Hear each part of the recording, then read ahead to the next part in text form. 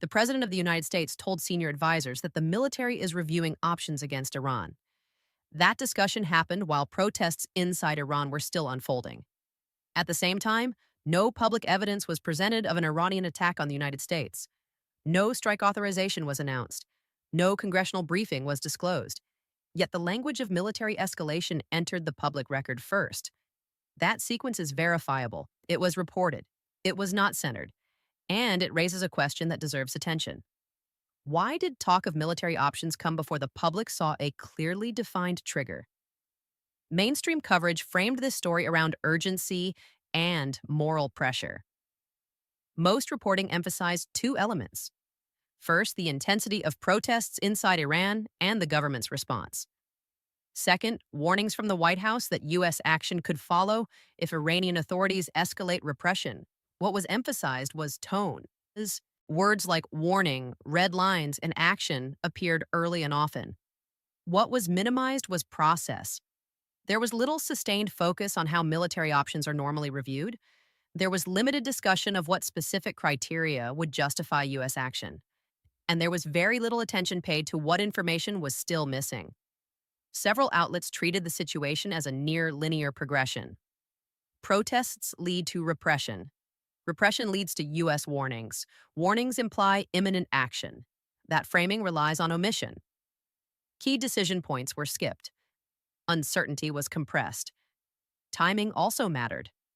Reports about internal National Security Council discussions appeared almost simultaneously with headlines about possible U.S. action.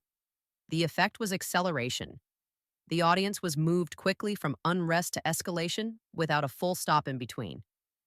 This is where we slow down. Facts first. Here's what we know.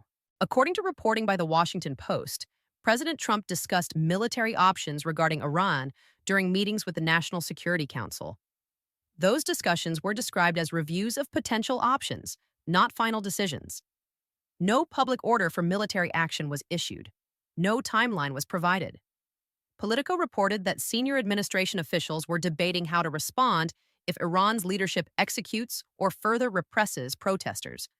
The reporting described internal disagreement over how far the United States should go and what actions would cross a threshold. Reuters reported that President Trump addressed Iranian protesters directly, saying that help is on its way. The report did not specify what form that help would take.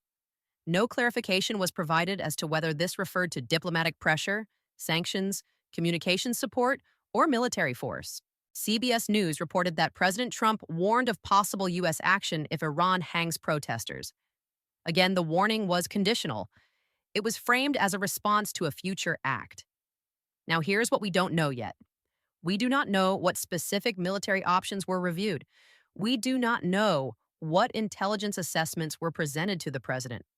We do not know whether allies were formally consulted. We do not know whether Congress was briefed beyond standard notifications. We also do not know how the administration defines help in operational terms. Based on the information available so far, the public record confirms discussions and warnings. It does not confirm decisions. It does not confirm authorization. It does not confirm imminence. That distinction matters because discussion is not deployment and warning is not action. Political reactions split along predictable lines. Opponents of the administration questioned whether the president was using military rhetoric to shape events without congressional input. Supporters argued that strong language was necessary to deter further repression. Media reactions shifted quickly. Initial reports focused on protests and human rights. Within hours, coverage pivoted to potential U.S. military action. That shift happened without new publicly disclosed facts. Institutions responded cautiously. There were no immediate statements confirming coalition planning. There were no announcements of emergency international summits tied directly to U.S. action. The contradiction here is structural. Military language generated urgency, but institutional behavior remained restrained. That gap between rhetoric and process is not new. It is a recurring pattern in foreign policy coverage. Ideas were treated as actions. Warnings were treated as decisions. That framing deserves skepticism, not outrage. Analysis. Here is one clear prediction. Within the next week, Expect the media narrative to harden around expectation rather than evidence. Coverage will increasingly assume escalation as a baseline scenario, even if no new decisions are announced.